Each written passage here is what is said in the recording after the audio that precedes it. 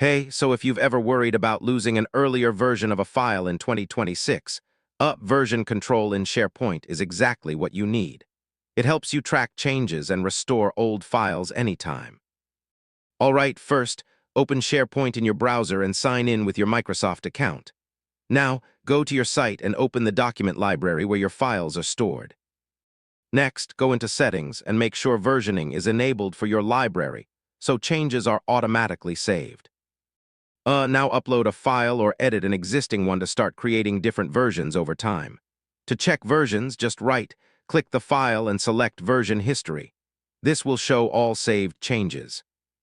Yeah, you can open any older version to see what was changed and compare differences.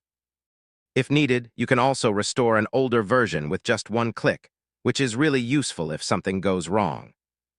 And if there are too many versions, you can delete unnecessary ones to keep things clean and organized. So, yeah, that's how you can manage SharePoint versions in 2026.